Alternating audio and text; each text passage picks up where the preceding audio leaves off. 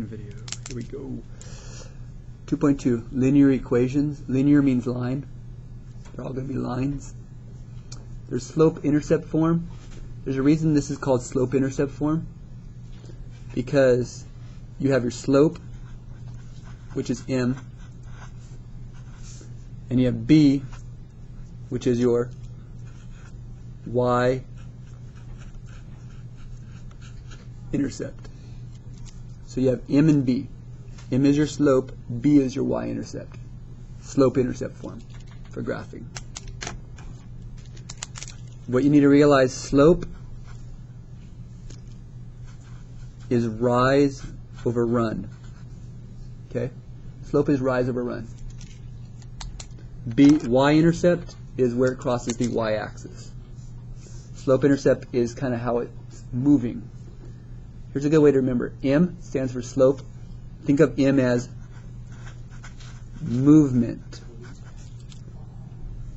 M is movement. B is where do you begin? Begin movement.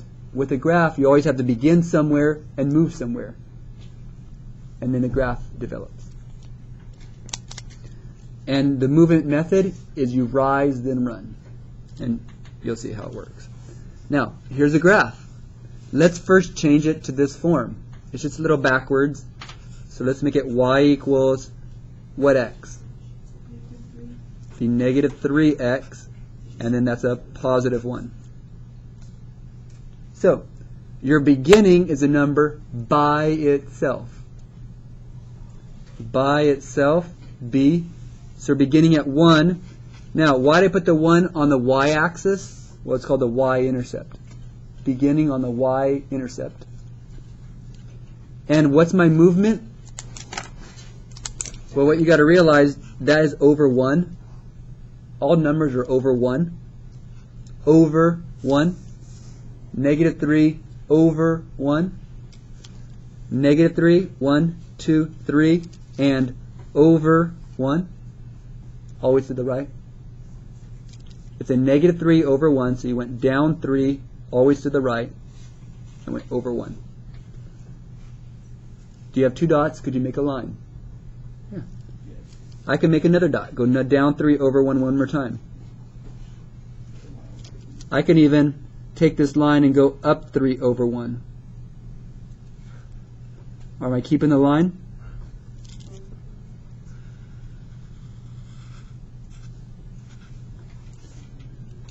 There's the graph. You began at 1, and your movement was down 3 over 1. Now, this one, is this in slope-intercept form? No. So we have to change this. So if I want this to be y equals, I first am going to minus this 3x over.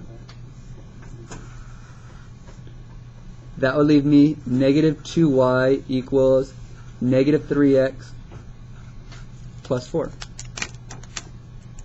Now, I still am not in slope-intercept form. How do I get rid of that negative 2? Divide by negative 2. Now, you divide both sides, which is the same as dividing everything. You could think of it either way. That leaves you y equals negative divided by negative is a positive. So it's 3 over 2x. And 4 divided by negative 2 is negative 2. So that's nice graph in slope-intercept form.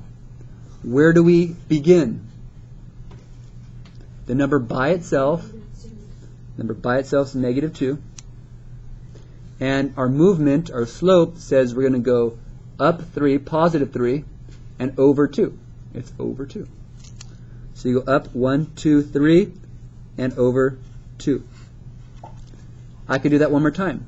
Up 1, 2, 3, over 2. Do you see how they all line up? Hint, a line, line up. There's your graph.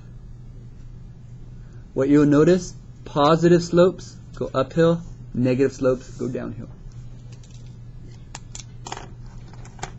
All right. Next, let's graph both of these. I'm just saving some time and graphing. I'm going to graph both of these on the same set of axes.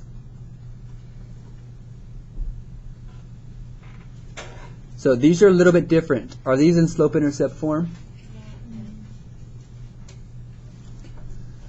This is just y equals -3. I'm going to make it in green.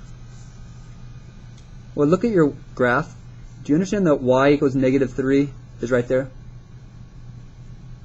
I want to make a line that goes through that dot where y is always -3. And what you'll notice is your graph would look like this. If you want a graph where y is always -3, it should look like that. It's a horizontal line. That is y equals -3. Now, if I want a graph of x equals 1, well, you go where x equals 1, and you want to make a graph where x is always 1. So that would be a vertical line. These graphs are a little bit different. They kind of mess people up, but they're actually pretty easy. Again, x equals, you just find what it equals and make a vertical line. For y equals, you just find the y value and make a horizontal line. Number 4, let's just make sure we got all the values. This is kind of messes people up a little bit.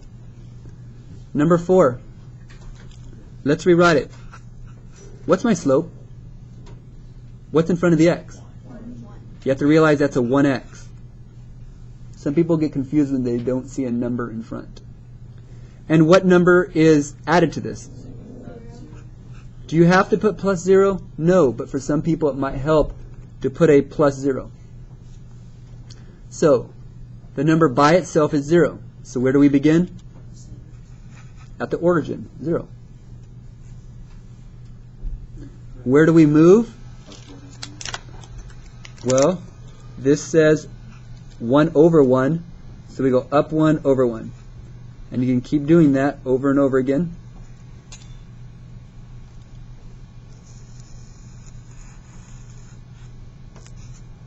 There's your graph. So when things are missing, you got to kind of think about it. Oh, it's missing a number, so we add a 0. It's missing a number in front of the x, well, that's 1x. Sometimes you have to add numbers to make it more obvious to you.